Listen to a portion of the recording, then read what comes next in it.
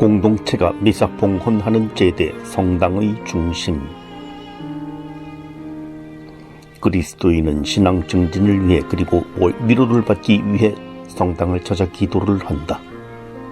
하지만 미사 전례에 익숙하지 않는 갓 영세한 신자나 세례성사를 준비하는 사람, 그리고 가톨릭에 관심을 갖는 사람들 중에는 가톨릭 전례가 복잡하다는 선입견 때문에 선뜻 그리스도교 전례와 공동체의 참맛을 느끼지 못하는 이들이 많다. 무엇보다도 미사에 참여할 때 알 수 없는 행동의 표현과 이해할 수 없는 많은 상징성에 대해 당혹감을 감추지 못한다. 성당 구조. 그리스도인이 처음 성당의 문을 열고 들어가면 제일 먼저 눈에 띄는 것이 제대와 그 뒷면에 있는 십자고상이다. 이는 제대와 십자고상이 성당에서 가장 중요한 요소임을 드러내는 것이다. 제대는 예수 그리스도가 성목요일에 제자들과 함께 만찬을 하면서 성찬례를 거행했던 것을 재현하는 장소이며, 십자고상은 예수 그리스도께서 인류의 죄를 대신해 당신 스스로 속죄 죄물이 되신 것을 설명한다. 그리고 제대 옆에 은은히 빛나고 있는 작은 불빛 옆 감실 성체를 모셔두는 곳은 성당을 찾는 이로 하여금 푸근함을 느끼게 해준다. 그리스도인에게 중요한 것은 공동체가 함께 봉헌하는 미사전례이며, 미사전례 중에 성찬례는 제대를 중심으로 이루어지기에 제대의 위치는 성당 중심에 자리 잡는다. 미사전례에 참여하기 위해 성당으로 들어가면 성수를 손끝에 묻혀 집자성호를 긋고 앞좌석부터 적당한 자리에 앉는다. 그리고 조용히 침묵 속에 미사를 통한 은혜를 청하면서 미사 해설자의 지시에 따라 미사 시작을 기다린다. 성수. 성당 문을 열고 들어가면 입구 옆에 다소 곳이 자리 잡고 있는 성수대에 성수가 있는데, 모든 그리스도인은 오른손을 모아 성수를 찍어 이마에 배, 소부터 배, 그리고 가슴으로 이어지는 십자성호를 그은 후 미사전례를 위해 자리를 잡는다. 이때 성수는 성스러움을 방해하는 죄스런 악마 등을 쫓음으로써 더러운 것을 말끔히 씻어낸다는 의미를 갖고 있다.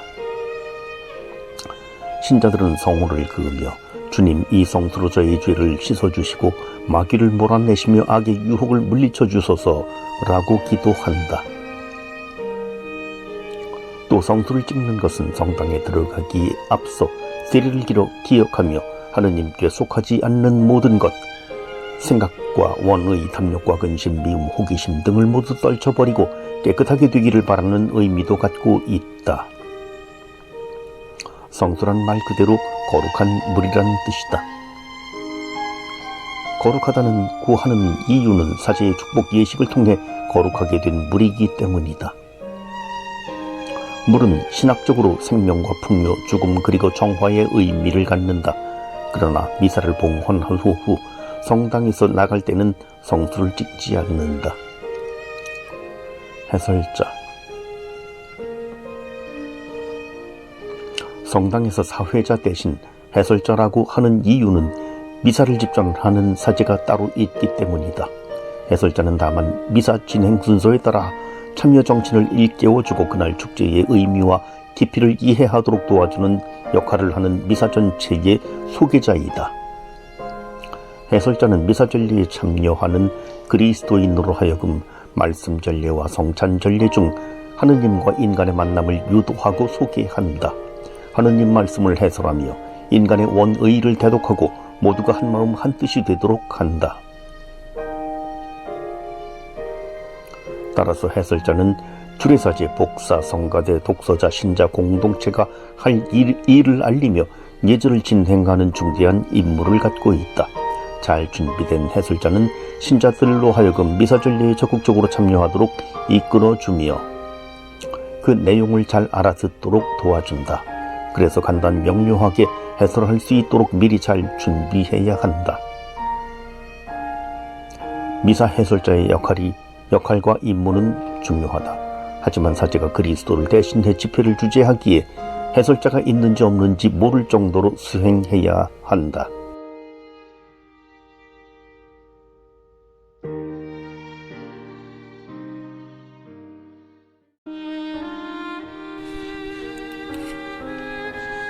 마음 정화하고 자비 청하며 미사 참례. 1. 미사전례 시작 예시. 미사전례에 참여하게 되면 모든 그리스도인들은 통일된 행동을 취하게 된다. 통일된 행동은 미사전례 참여자들에게 일치감과 공동체성을 느끼게 해준다. 시작 예식은 모든 이들이 미사에 올바르게 참여하도록 할 수 있도록 안내하고 준비하는 역할을 한다. 또한 하느님 말씀을 제대로 들으며 합당하게 성찬례 전례에 참여할 수 있도록 마음의 정화를 이루게 해준다. 거룩한 미사에 참여하기 위해 자신의 잘못과 부족함을 고백하고 자비와 용서를 청함으로써 하느님과 일치를 이루고자 하는 시간인 것이다. 사제와 봉사자들이 입당하는 도중에 교우들은 입당송 혹은 입당성가, 만일 입당송을 할 경우에는 성가를 부르지 않는다. 둘 중에 하나만 한다를 하게 되며, 입당이 끝나면 사제는 제대에 정중하게 절을 한 후 교우를 향해 십자성호, 인사말, 참회예절, 사제경과 주일 혹은 주일과 대축일인 경우에는 대영광송을 함께 한다. 시작 예식은 사제가 본 기도를 바치면서 마친다. 1. 십자성호. 그리스도인들이 미사전례에 참여하거나 혹은 기도를 시작할 때 처음과 끝에 하는 행동은 십자성호이다. 성토를 손끝에 묻혀 이마와 배 그리고 양쪽 어깨에 표시하는 것은 그리스도인들이 신앙 표현인 예수 그리스도의 순환을 상징하며 십자가 희생의 결과인 구원에 대한 희망을 표현한다. 또한 삼위일체이신 하느님께 대한 신앙 고백이자 가톨릭 신자임을 드러내는 외적 표지이다. 십자성호는 가장 단순한 그리스도인으로서의 행위이지만 가장 핵심적 신앙 고백을 표현하고 있다. 초기 교회에서는 그리스도인들이 십자성호를 통해 자신의 신원을 드러냈다. 오늘날 자연스럽고 당당한 자세에서 십자성호를 긋는 것은 자신이 진정한 그리스도인임을 표현하는 것이라고 할 수 있다. 이 참회 예절. 그리스도인들은 참회 예절로서 하느님과 화해의 장으로 나아갈 수 있다. 그리고 자신의 부족함과 죄의식에 대한 인식은 스스로를 겸손하게 만들고 공동체를 통해 위로를 받을 수 있다. 참회 예절 중 가형식은 초기 공동체에서 공개적으로 하느님과 공동체 앞에서 자신의 잘못과 죄를 고백하고 성모님과 천사 성인들 그리고 이 자리에 함께하는 이들에게 자신을 위해 기도해달라고 청하는 것으로 아름답고도 겸손한 마음을 갖게 한다. 미사 때나 혹은 다른 시간에 참회 기도를 드려본다면 새로운 느낌을 받을 수 있다. 전능하신 하느님과 형제들에게 고백하오니 생각과 말과 행위로 죄를 많이 지었으며 자주 의무를 소홀히 하였나이다. 제 탓이요 저의 큰 탓이옵니다. 그러므로 간절히 바라오니 평생 동정이신 성모 마리아와 모든 천사와 성인과 형제들은 저를 위하여 하느님께 빌어주소서. 하느님과의 만남과 동교를 위한 정화 예식과 같은 참회 예절은 사제가 공동체를 대표해 하느님께 자비를 청함으로써 마친다. 하느님의 자비 없이는 영원한 생명을 얻을 수 없기에 죄의 용서는 하느님 몫이고 공동체와 개인은 단지 하느님께 용서를 청할 뿐이다. 3. 사죄의 경. 공동체를 대표해 사제는 하느님께 공동체와 개인이 범한 죄에 대해 용서를 청한다. 참회 예절은 고해 성사처럼 성사적 효력을 갖지 않지만 예절을 통해 새로운 존재로 태어날 것을 약속하면서 용기를 얻는 중요한 기도문이다. 이때 사제가 팔을 벌리며 기도하는 자세는 초기 교회 로마 카타콤바 벽화에서 발견되었으며, 두 손을 높이 펴들고 기도하는 자세는 거의 대부분 민족에게서 발견되는 가장 보편적 기도 자세 중에 하나이기도 하다. 성경에서도 이런 기도 자세를 자주 언급하고 있는데, 전체적으로 보아 손을 펴드는 자세는 높이 계신 하느님께 향하고 그분의 도움을 바라는 자세이다. 아멘. 그리스도인들은 기도를 마칠 때 반드시 아멘으로 끝을 맺는다. 이는 앞서 기도한 내용을 다시 확인하며 이루어지기를 기원한다는 의미이다. 사전적 의미로는 히브리 말로 신뢰할 만한 이며 그리스어는 진실로 그렇습니다 라는 의미를 갖고 있으며, 유다인들은 능동적으로 동의함을 나타낸다.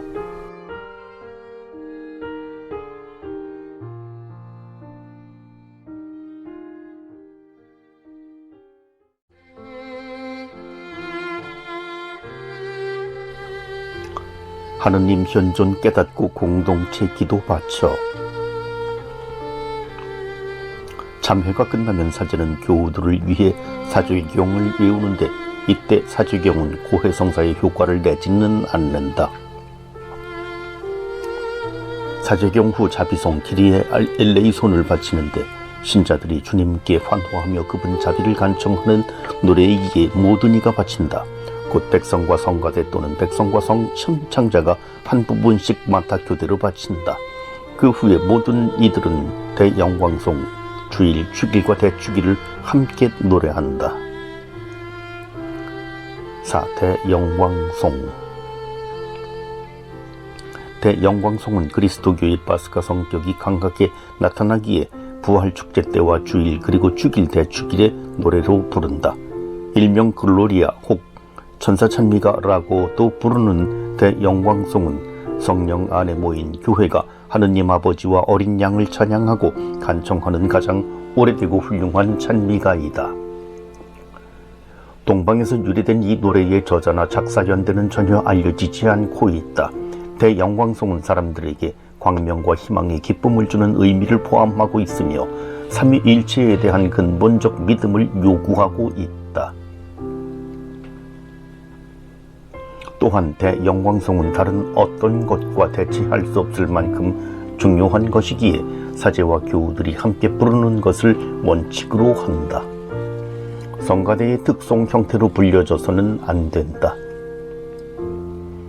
주일과 대축일, 축일 포함해 주례사제의 선창으로 부르며 사순시기와 대름시기의 때는 부르지 않는다. 대영광송을 노래하면서 의미를 받아들이면 하느님께서 인간들 사이의 역사하심을 다시 한번 알게 되고 하느님을 찬미할 수밖에 없는 우리들의 겸손함과 하느님의 위대하심을 깨닫게 된다. 본기도. 대영광송이 끝나면 사제는 양팔을 벌리면서, 사제가 양팔을 벌리는 자세는 로마 카타콤베 벽화에서 유래를 찾아볼 수 있다. 이는 초기 그리스도인들의 기도하는 자세이며 십자가에 달리신 그리스도를 상기하는 의미로 해석된다. 그리고 사제는 기도 중에 동쪽을 바라보면서 기도를 하는데 떠오르는 태양, 즉 빛의 근원이신 그리스도를 향해 기도하는 의미를 갖고 있다. 예절에 참여하는 교우들과 함께 공동체를 위한 기도를 하느님께 바친다. 그리고 모두 사제와 함께 잠깐 침묵하는 가운데 자신이 하느님 앞에 있음을 깨닫고 간청할 내용을 마음속으로 생각한다. 이때 사제는 신자들의 기도를 모아서 공적 기도를 바치는 것이기에 사적 내용을 포함시켜서는 안 된다. 바오로 6세 교황은 본기도에 대해 사제는 신자들을 잠시 침묵 중에 함께 기도하도록 초대하는데, 이는 마음에서 우러나오는 개인 기도와 하느님의 현존을 의식하기 위해서이다. 이때 사제는 서서 팔을 벌리고 하느님을 향해 공동체의 이름으로 기도를 한다고 지적하고 있다. 교회의 오랜 전통에 따라 본기도는 원칙적으로 그리스도를 통하여 성령 안에서 하느님 아버지께 바치며 삼위일체를 나타내는 긴 맺음으로 마친다. 성부께 바칠 때 성부와 성령과 함께 천주로서 영원히 살아계시며 다스리시는 성자 우리 주 예수 그리스도를 통하여 비나이다. 혹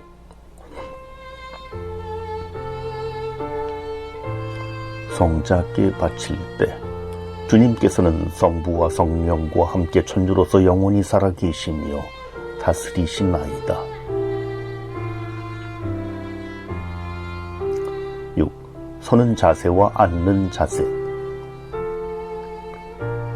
시작 예식을 하는 동안의 교우들은 십자성호, 참회, 사죄경 그리고 대영광손과 본기도가 끝날 때까지 서 있는다.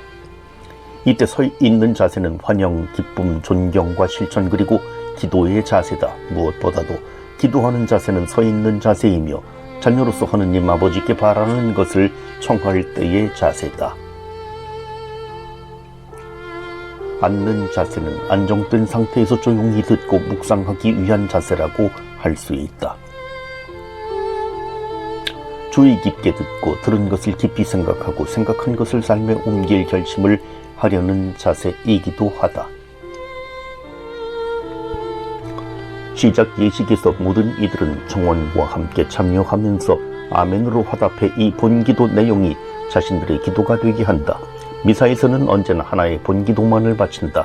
결국 시작 예식을 마침으로써 공동체는 죄를 참회하고 사제가 공동체를 대신해 하느님께 자비를 청하여 마음을 정화시킨 다음 하느님 말씀을 생활 속에서 실천하기 위해 마음을 열고 말씀 전례회로 초대되는 것이다.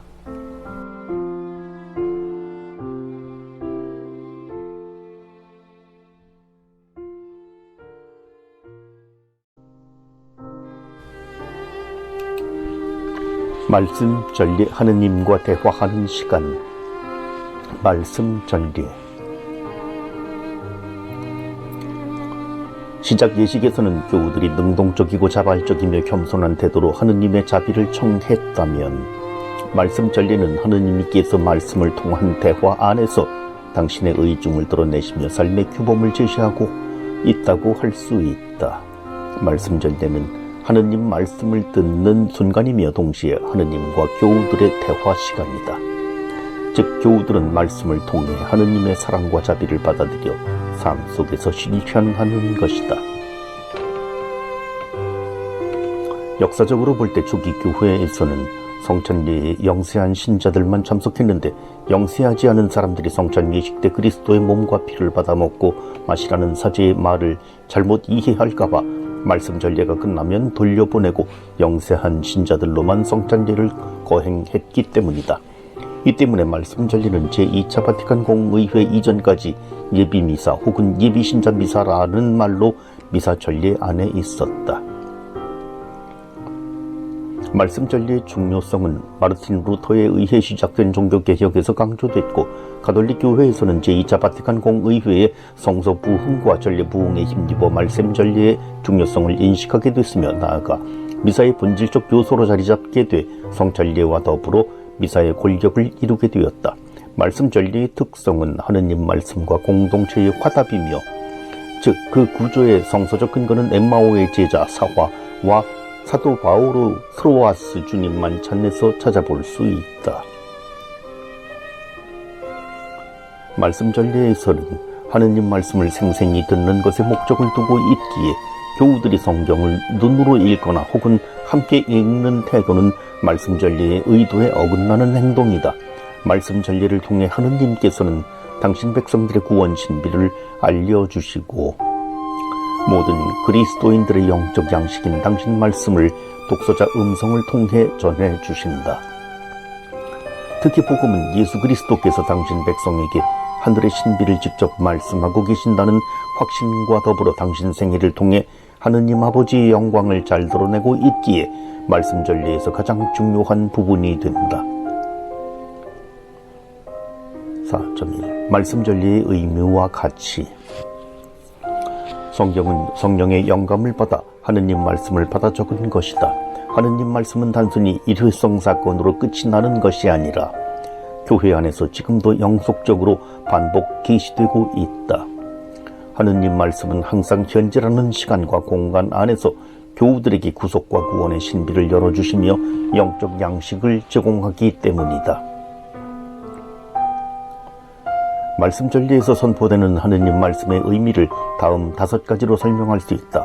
1. 현존하시는 하느님의 직접적 말씀. 2. 구원 능력을 지닌 하느님 말씀. 3. 하느님 구원 업적의 기념과 선포. 4. 믿음을 낳고 기르는 말씀. 5. 참 생명을 주는 영적 양식.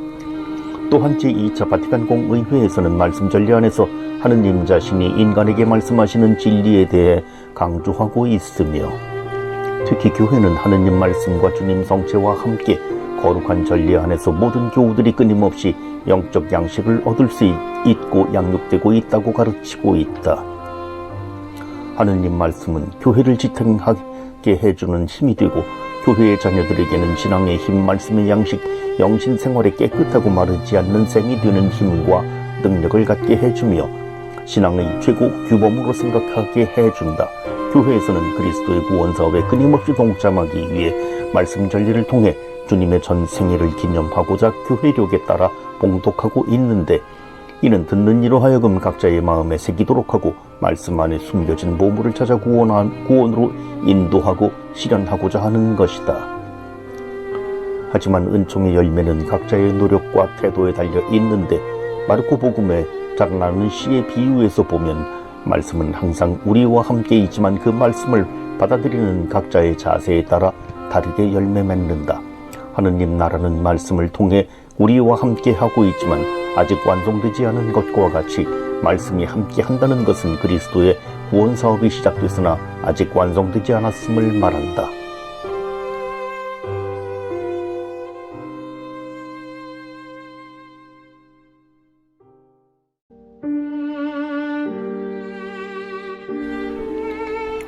하느님 말씀 듣고 인간이 화답. 말씀 전리의 구조. 미사 전리는 말씀 전리와 성찬례로 구성되어 있다고 설명할 수 있다. 미사에 참여하는 이들이 어떤 부분이 더 중요하냐고 묻는다면 가족을 구성하는 데 어머니와 아버지 어느 분이 더 중요하냐고 질문하는 것과 같다. 하느님 말씀을 듣고 예식과 예수 그리스도께서 행하신 성찬례에 참여하는 것은 다 중요한 것이기 때문이다. 2002년도에 발표된 로마 미사 지침서에 의하면 말씀 전리의 중심 부분은 성경 말씀들과 그 사이에 오는 노래로 이루어진다. 이어 오는 강론, 신앙, 고백, 보편, 지향, 기도는 이 중심 부분을 더 발전시키고 완결한다. 독서를 통해 하느님께서는 당신 백성에게 말씀하시고 구속과 구원의 신비를 열어 보이시며 영적 양식을 주신다. 강론은 봉독한 말씀을 해설하는 것이다. 또한 그리스도께서는 당신 말씀을 통해 여러 신자들 가운데 실제로 현존하신다. 이렇듯 미사 전리에서 하느님 말씀이 중요한 이유는 1. 말씀 전리에서 봉독하는 성경은 성령의 감도로 기록된 하느님 말씀이기 때문이다. 하느님 말씀은 언제나 살아있으며 힘이 있고 신앙생활의 활력소가 되며 나아가 신앙생활의 목적과 방향을 제시한다. 그리고 예수 그리스도께서 이룩하신 구원 업적을 거룩한 표지와 말씀으로 기념하고 재현한다. 성경에 기록된 하느님 말씀은 성경을 봉독할 때마다 특별한 모양으로 그 현존을 실현시킨다. 2. 예수 그리스도께서는 말씀 전례 중에 선포되는 말씀을 통해 현존하실 뿐 아니라 지금 이 자리에서도 성령의 능력을 통해 말씀이 뜻하는 바를 실현시키시며 인간에 대한 성부의 사랑이 실제로 드러나게 된다. 결국 말씀 전례에 있어서 독서의 중심에는 그리스도 생애가 놓여져 있으며 교회가 지정하는 독서 내용은 성경 본문으로 이루어져야만 하고 성경 이외에 그 어떤 책도 하느님 말씀을 대신해서 읽을 수 없다. 말씀 전리의 공동체는 그리스도의 사랑을 깨닫고 그리스도를 본받음으로써 일상생활 속에서 멀어진 하느님과 관계를 개선하고자 하는 마음으로 신앙을 고백한다. 이로써 하느님과 대화가 이루어지는 것이다.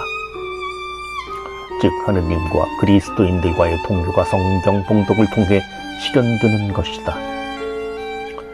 대화에서는 언어가 큰 역할을 하고 있는데 말씀 전리에서 언어는 하느님 말씀인 성경에 대한 봉독과 그 성경 말씀을 풀이하는 사제나 부제의 강론이나 훈화 그리고 이에 화답하는 교우들의 기도와 노래로 규정할 수 있다.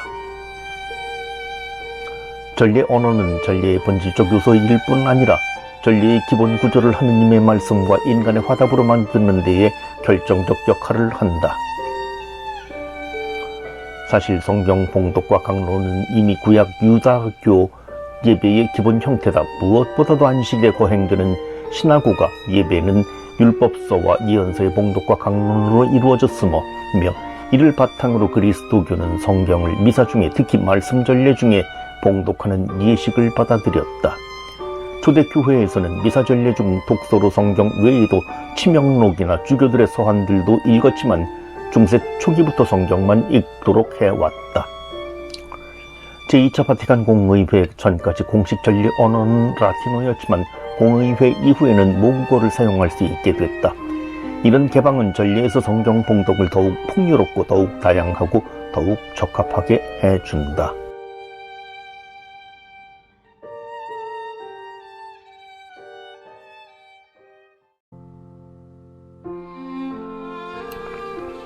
하느님 말씀 마음에 녹이다. 독서 하느님 말씀. 말씀 전리의 핵심인 하느님 말씀을 선포하는 독서는 대축일과 주일에는 세 가지 독서가 봉독된다. 첫째 독서는 구약에서, 둘째 독서는 사도들의 편지나 사도행전 및 묵시록에서, 그리고 셋째 독서는 복음에서 선택한다.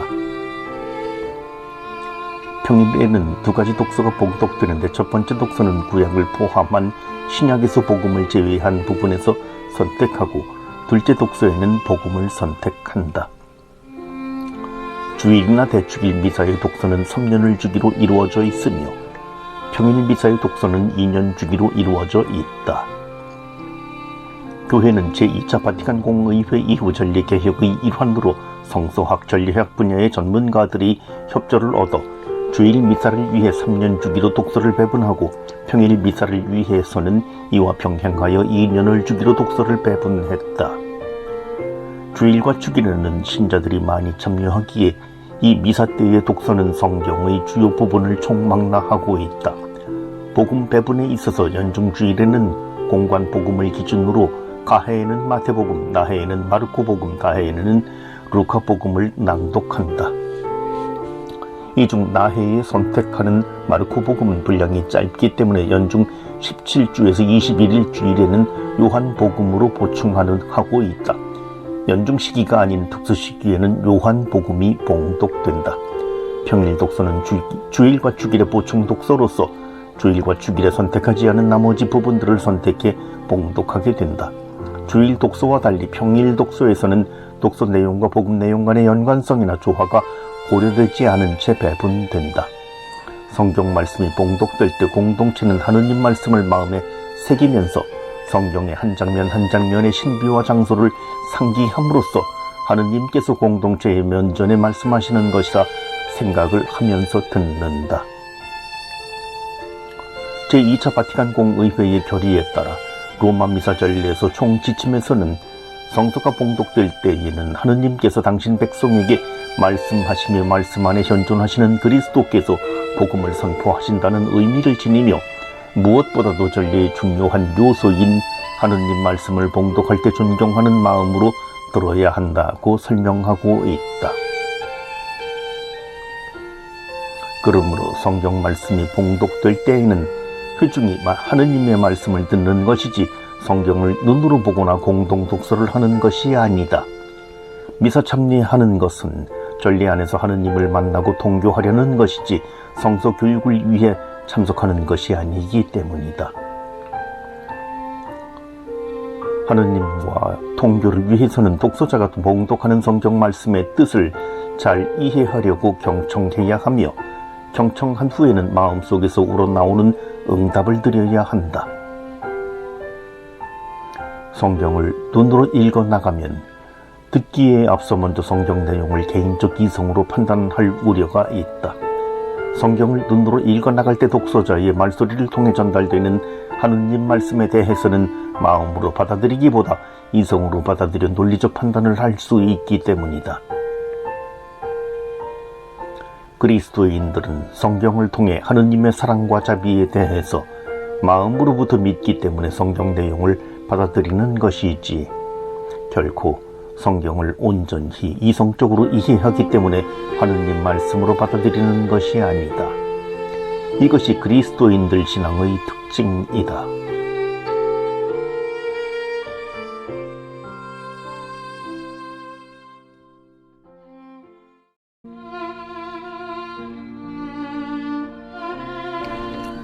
독서를 하러 갈 때 어디에 절을 하나?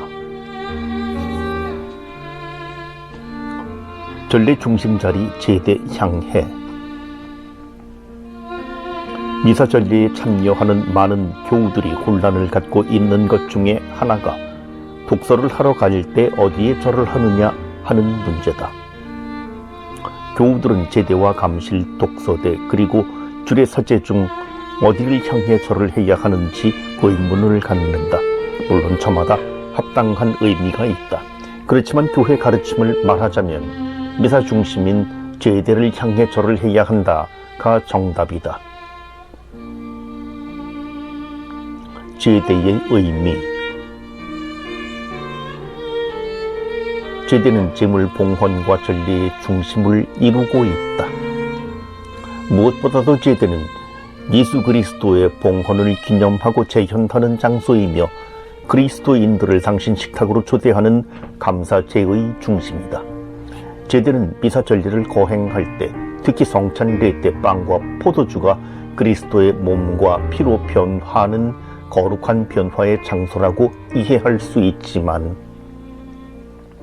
제대의 실제적 의미는 예수 그리스도께서 희생제물이 되신 장소이자 제자들과 최후 만찬을 드신 식탁이다.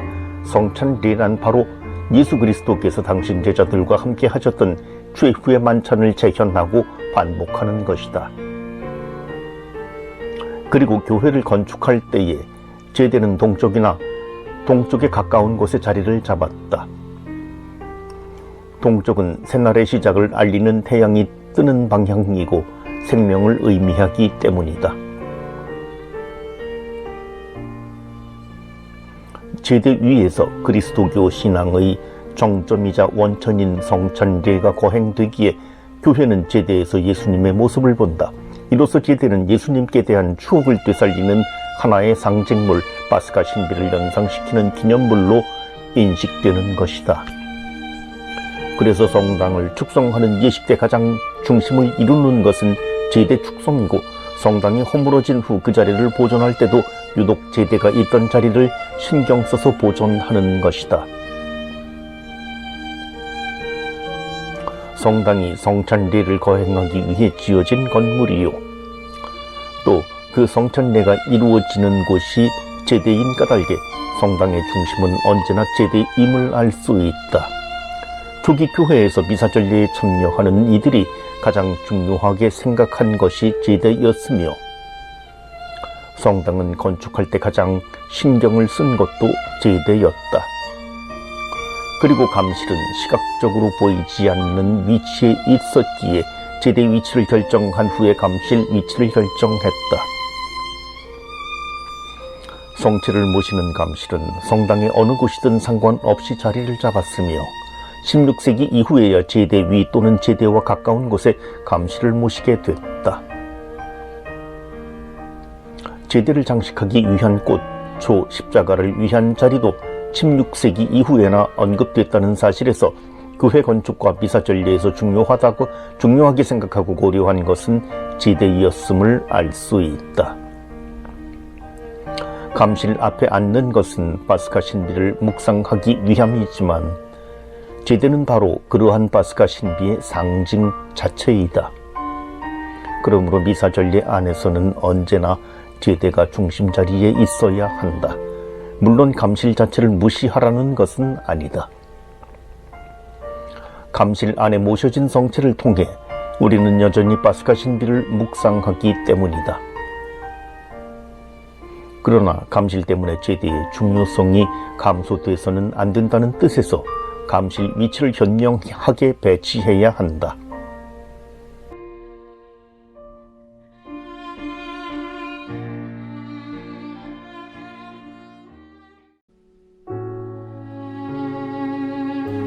감실, 파스카 신비를 묵상하는 작은 방. 감실은 본래 도교와 불교에서 사용되던 용어다. 사당 안에 신주나 부처상 등을 모셔두는 장을 가리키는 말인데, 한국 가톨릭 교회에서는 이 용어를 받아들여 예수님 몸인 성체를 모셔두는 작은 방을 감실이라 부른다. 감실의 의미와 위치. 교회에서 감실의 위치와 활용에 대한 정확한 문서는 발견되지 않고 있지만 3세기 중엽 죽기 직전에 있던 어떤 신자가 한 젊은 사람이 사제에게서 받아온 성체를 영했다는 이야기를 통해 대략 짐작할 수 있다. 7, 8세기에 이르러 성체가 제2방에 보관되고 있었다는 일부 교회 문헌들을 찾아볼 수 있다. 이는 축성된 빵을 쉽게 보관하는 곳으로 제2방이 가장 적합하다고 생각했기 때문이라고 추측된다. 13세기에 들어오면서 이탈리아와 독일에서는 보다 실제적이고 벽면에 붙은 감실이 등장하게 된다. 안전성을 고려한 이 벽면 감실은 제2차 바티칸 공의회 전후로 교회에서 많이 볼 수 있는 형태이다. 하지만 오늘날에는 예술적이고 또 신자들에게 더 가까이 보이기 위해 벽에서 분리시켜 가능하면 성당 안이 아니라 따로 경당을 만들어 거기에 감실을 자리 잡게 하려고 노력하고 있다. 하지만 현실적으로 공간 확보가 어렵다거나 어떤 특별한 사정으로 경당을 마련할 수 없을 때 차선책으로 성당 안에 뛰어난 자리에 모시라고 교도권은 말하고 있다. 여기서 뛰어난 자리가 성당의 중앙 위치, 즉 제대의 존엄성을 해치는 자리가 아님은 분명하다. 제대를 방해하지 않으면서도 성체의 존엄성을 확보할 수 있는 조용하면서 기도 분위기를 돋울 수 있는 자리라고 생각할 수 있다. 감실은 성체를 모셔두는 자리이다. 성체를 따로 모시는 까닭은 병자에게 어떤 사정으로 인해 미사에 참여하지 못하는 신자에게 성체를 영해주기 위해서이다. 나아가 미사 때 신자들을 위해 충분한 제병을 준비하지 못한 경우를 대비해 또한 미사 때 남은 성체를 보관하기 위해서도 감실이 이용된다. 물론 중세 이후 내려온 관습에 따라 성체 안에 계신 예수님을 흠숭하기 위한 목적도 있다. 하지만 감실은 그 자체로 가치가 있는 것이 아니라 제대 위에서 거행되는 성찬례와 그로서 드러내고자 하는 파스카 신비를 신자들에게 상기시키는 데 그 본래 목적이 있다. 이 말은 달리하면 제대와 연계되지 않은 감실, 성찬례와 상관없는 감실이란 존재하지 않는다. 감실이 신자들의 눈을 제대로부터 멀어지게 만든다면 그것은 감실의 본래 존재 목적에도 어긋나는 것이다. 감실 앞에 앉는 것은 파스카 신비를 묵상하기 위함이다. 성당 구조는 신자들의 신앙을 올바로 이끌 수 있도록 잘 준비되어야 하며 제대와 감실 사이에서 혼동을 겪지 않도록 감실을 위한 공간을 따로 마련하는 것이 바람직하다.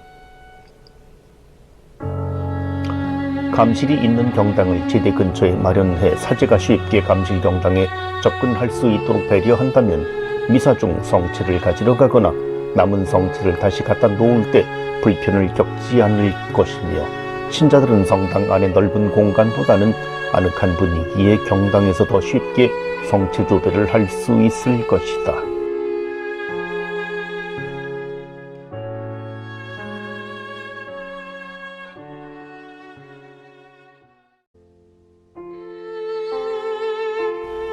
독서대, 하느님 말씀 선포되는 거룩한 곳. 백성과 함께 드리는 미사에서 성경 봉독은 언제나 독서대에서 한다. 따라서 제디나 해설대에서 하지 않도록 한다. 독서대는 말씀의 식탁으로서 성당 안에서 제대와 함께 전례적으로 가장 중심이 되는 자리이다.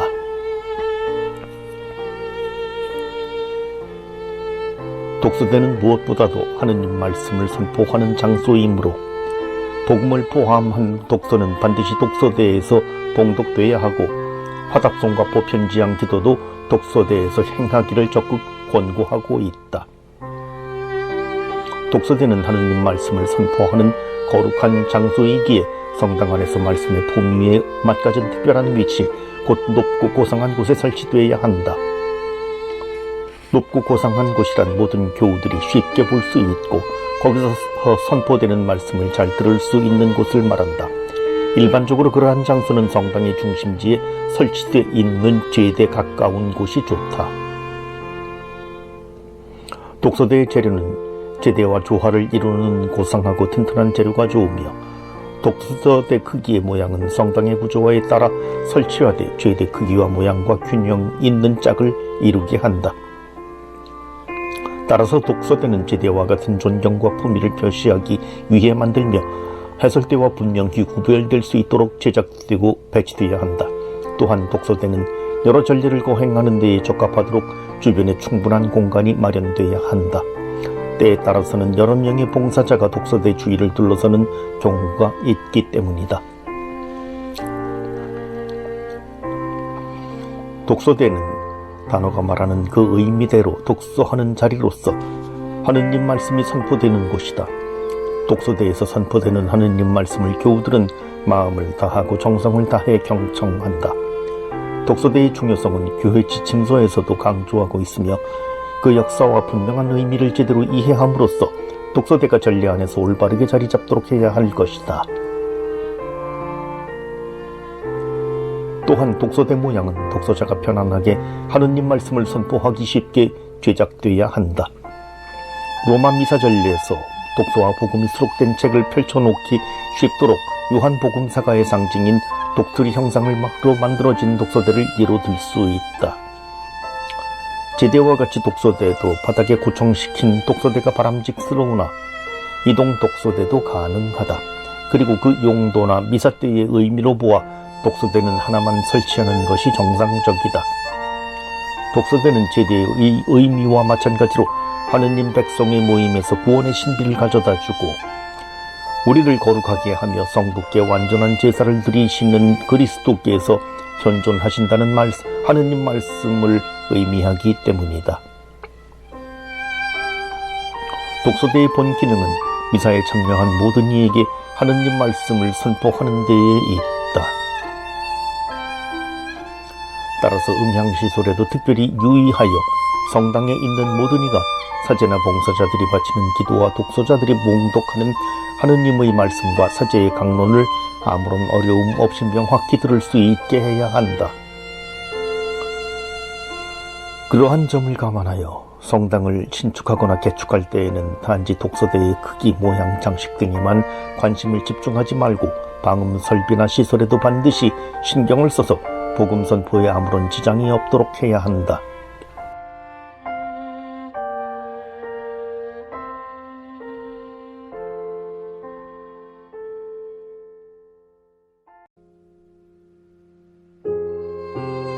독서자, 하느님 말씀의 참뜻 깨닫고 전달하려 노력해야.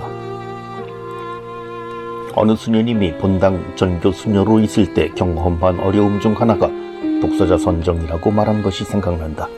나이도 있으시고 신앙생활도 열심히 하신 어느 자매님에게 주일날 독서를 부탁했더니 극구 사양하셔서 수녀님은 이 자매님이 참 겸손도 하시구나 생각하고 아무튼 꼭 하셔야 한다고 부탁을 하자 나중에는 말소리가 높아지며 서로가 서먹서먹한 분위기까지 이르게 됐다는 것이다.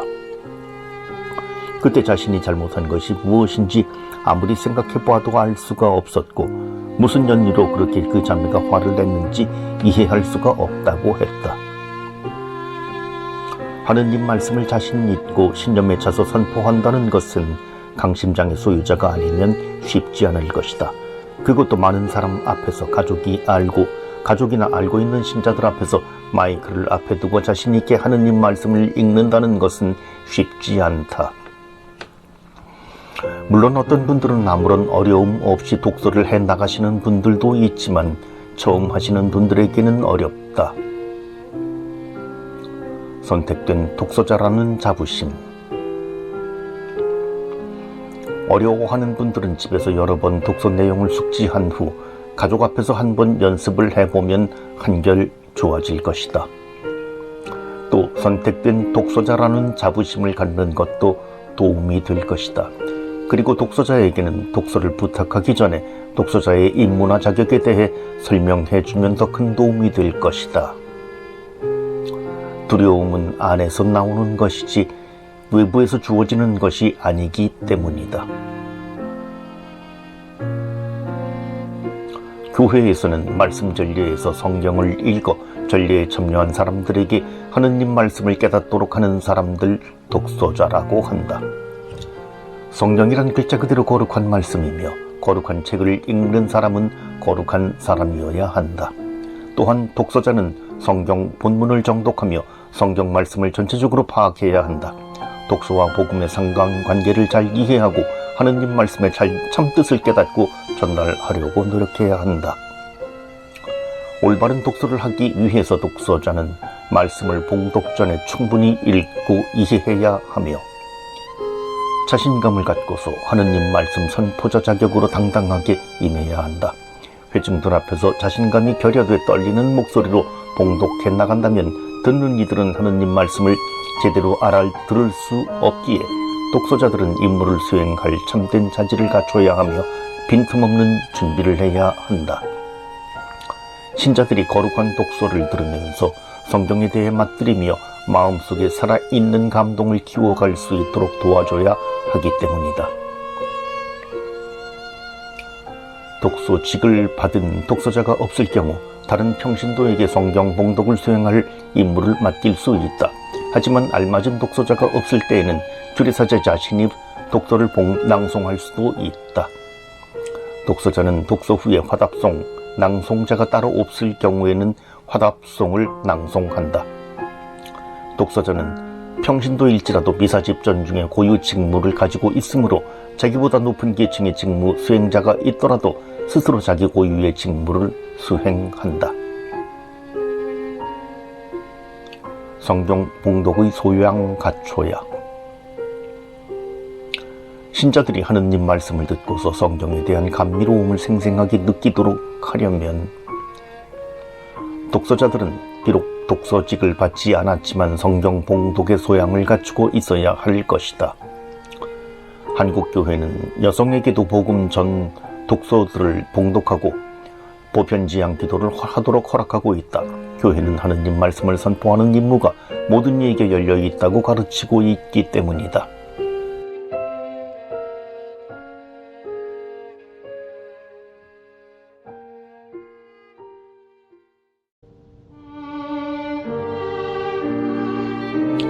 미사보, 신앙인으로 정숙하고 겸손한 몸가짐의 표현.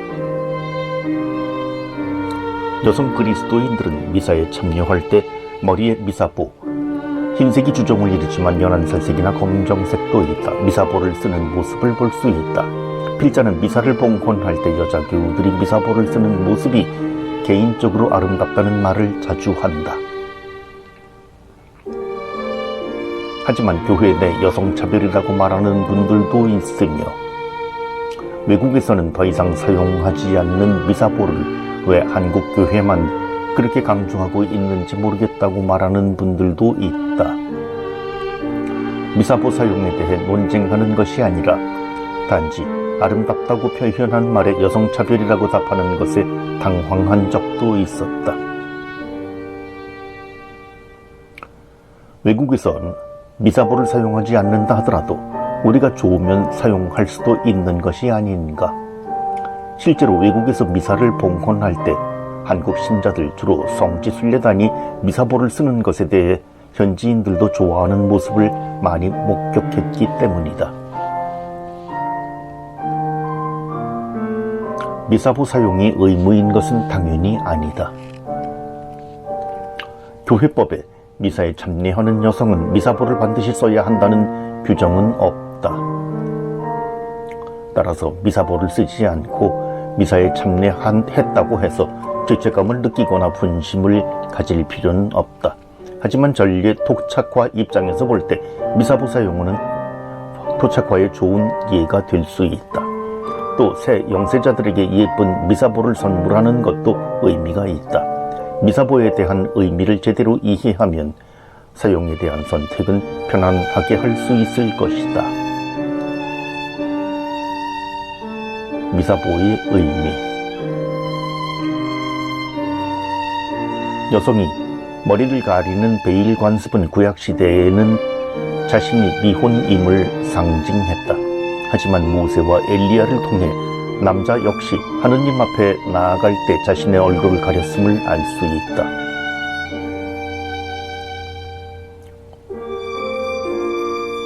초기 그리스도교에서 여성 신자들이 교회 공식 예절 때 머리를 가리는 관습이 시작된 것은 사도 바오로가 고린도 신자들에게 보낸 첫째 서간에서 이를 공적으로 언급하면서 비롯된 것으로 보입니다.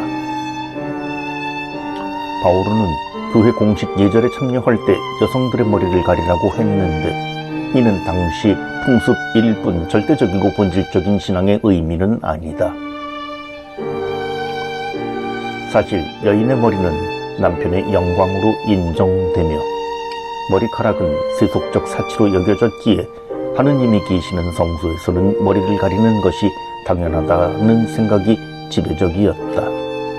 무엇보다도 신앙인으로서 소박한 생활과 정숙한 몸가짐의 표현으로 미사 전례 때 미사보를 사용하게 됐다.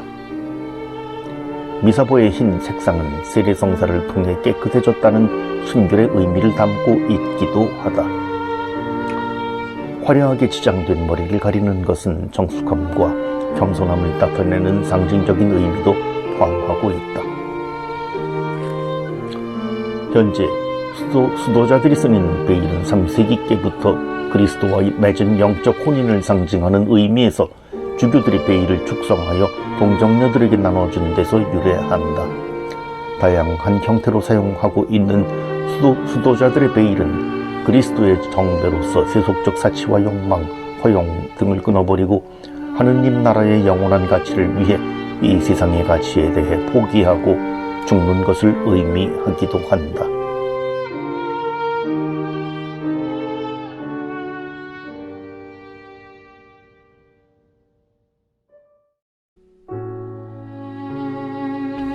화답송 및 복음 환호송.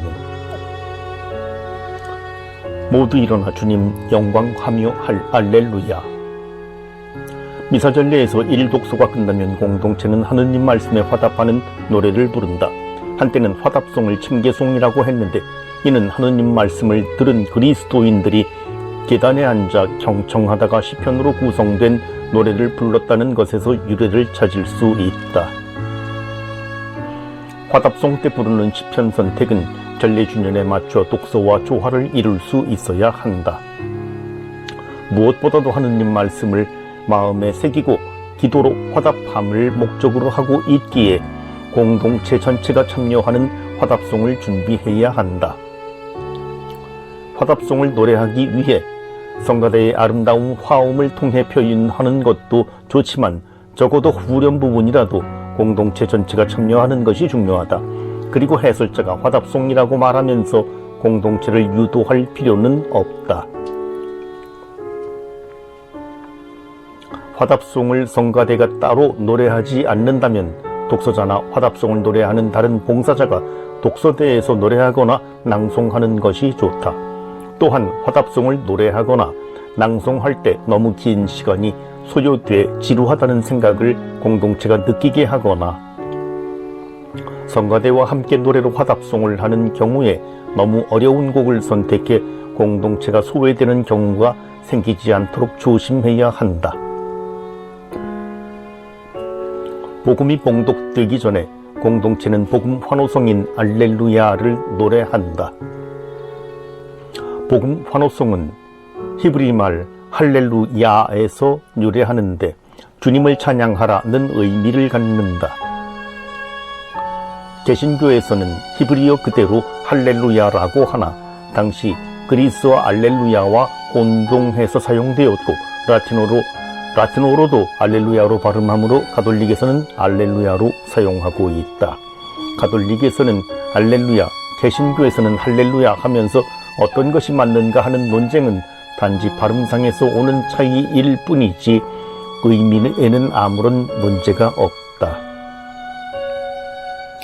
화답송이 이미 들은 하느님 말씀에 대한 공동체의 응답이라면 복음 환호송은 앞으로 듣게 될 그리스도의 기쁜 소식이 우리들과 함께 현존하심에 대한 공동체의 환호이다. 그러기에 독서회와 화답송은 앉아서 듣고 노래했지만 복음 환호송과 복음은 공동체가 일어서서 주님을 환영하고 찬양하며 그분에 대한 믿음을 고백하는 것이며 복음 환호송은 활력이 넘치는 리듬과 뚜렷하고 확실한 선율로 힘있게 불러야 한다. 결국 복음을 통해 그리스도의 현존을 느끼기 위한 기쁨이 충만한 순간에 어떻게 노래를 불러야 하는지에 대해서는 더 길게 설명할 필요가 없을 것이다. 한때는 복음 환호송을 노래할 때 그리고리오 성가에 맞추어 장엄하고 느리게 노래했지만 미사전례 안에서의 복음 환호송에 대한 이해가 높아지면서 리듬이 빠르고 쉽게 부를 수 있는 곡들이 작곡돼 보급되고 있다. 사순시기에는 알렐루야 대신 가 그리스도님 찬미와 영광 받으소서, 나 말씀이신 그리스도님 찬미 받으소서, 다 길이요 진리요 생명이신 그리스도님 찬미 받으소서 중 택일하여 사용할 수 있다. 그리고 유령 미사일 경우 복음 환호송이 망자에게 있어 주님 안에서 부활하리라는 믿음과 희망을 표현하고 있으므로 사목적 판단에 의해 결정하는 것이 좋다.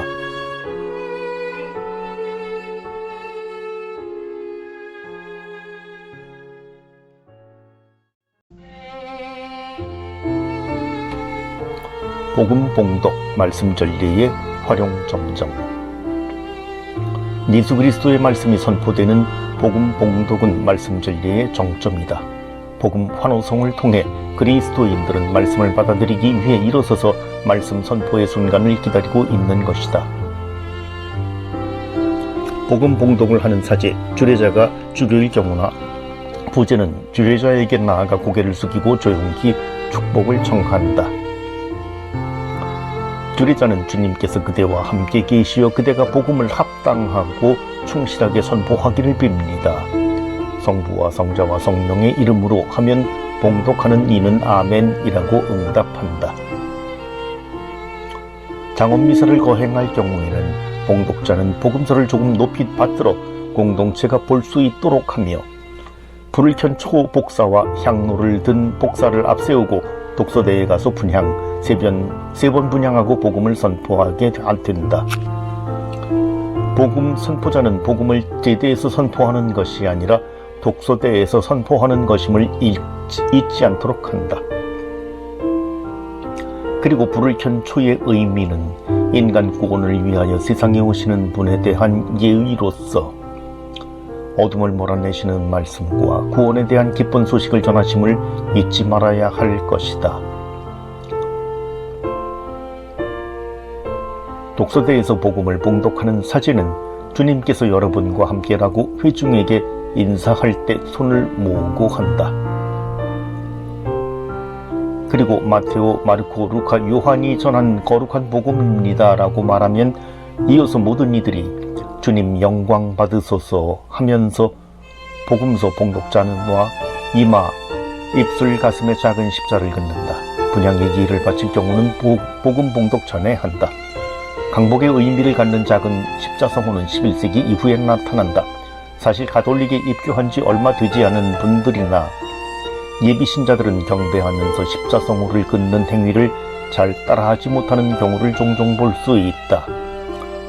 주변의 형제자매들이 친절하게 설명해 준다면 아주 고맙게 여기며 복음 말씀에 집중할 수 있을 것이다.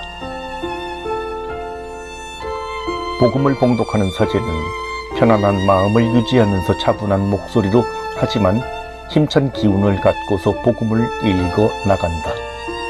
복음은 분명한 발음으로 미사 전례에 참석한 모든 이들이 쉽게 그날 복음 말씀을 이해할 수 있도록 읽어 나가야 하며 강론에 필요한 부분에는 강조하면서 읽어 나가지만 연극 대사를 읽어 나가듯 개인 감정을 드러내면서 읽지 않도록 주의해야 한다. 복음을 읽고 난 후에 사제는 분명한 목소리로 그리고 힘찬 목소리로 주님의 말씀입니다라고 선포하고 공동체는 그리스도님 찬미 받으소서라고 고백한다. 사제는 성사를 집전할 때와 마찬가지로 복음을 선포할 때도 그리스도의 대리자임을 잊어서는 안 된다. 말씀 전례에 참석하는 공동체는 사제의 힘찬 복음 선포를 통해 예수 그리스도에 대한 신앙을 고백하면서 삶으로 증거하려는 결심을 하게 되기 때문이다. 복음이 선포되는 동안에 공동체는 독서 때와 마찬가지로 성경을 보기보다는 사제가 선포하는 예수 그리스도의 말씀에 귀를 집중해야 한다. 사제는 복음을 봉독한 후에 복음서에 친구하거나 경배하면서 이 복음 말씀으로 저의 죄를 씻어주소서 하고 기도한다.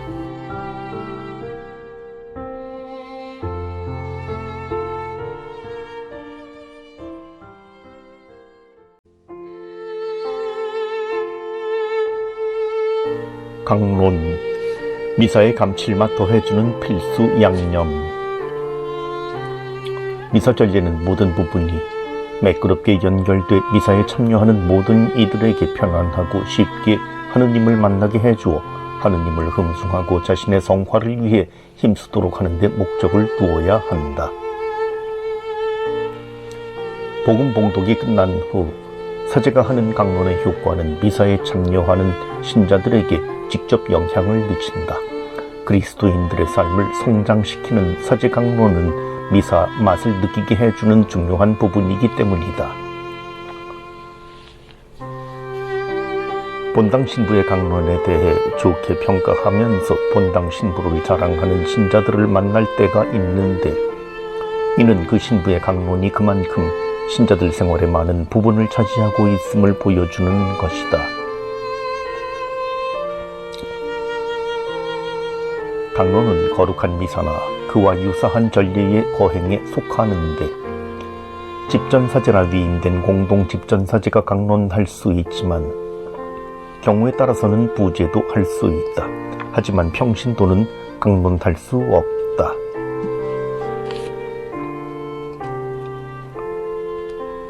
결국 강론은 사제의 몫이다. 잘 준비된 강론은 사제 생활에도 도움이 된다. 충분한 기도로서 준비한 강론은 그리스도를 통한 삶의 지혜를 주고 신자들의 의식을 강화시키기 때문이다. 모든 사제들이 강론을 하지만 모든 이들을 똑같이 이해시킬 수는 없다. 전례력과 그날 성경 말씀을 간결하면서도 쉬운 문장과 단어 그리고 예를 들어가면서 적절히 해설한다면 강론을 듣는 이들은 그리스도와 친숙한 시간을 갖게 될 것이다.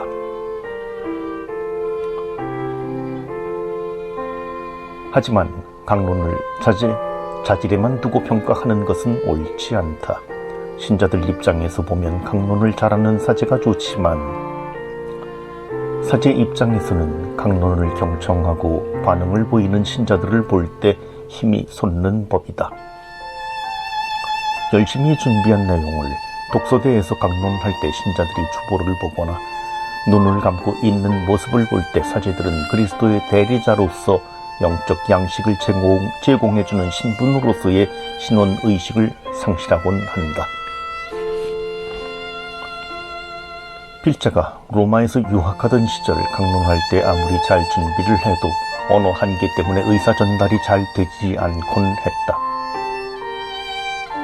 어느 날 열심히 경청하던 분이 오셔서 용기를 주셨다. 강론이 무척 좋았는데 내용이 길지 않고 필요한 말만 해주니 아주 쉽게 이해할 수 있었고 많은 생각을 하게 됐다고.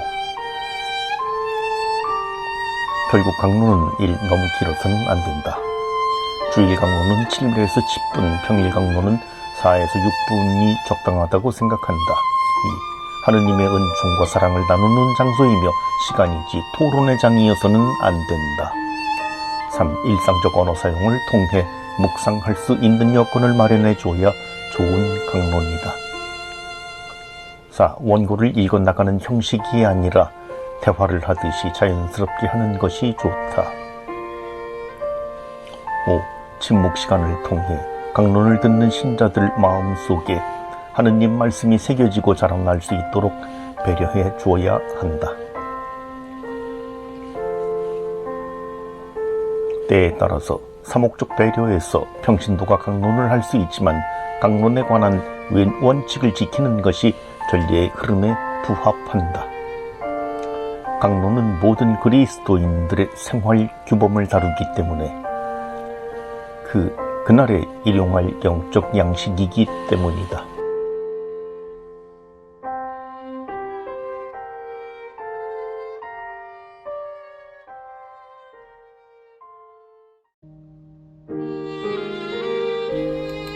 신앙 고백, 사도신경, 그리스도교 신앙의 진리 함축.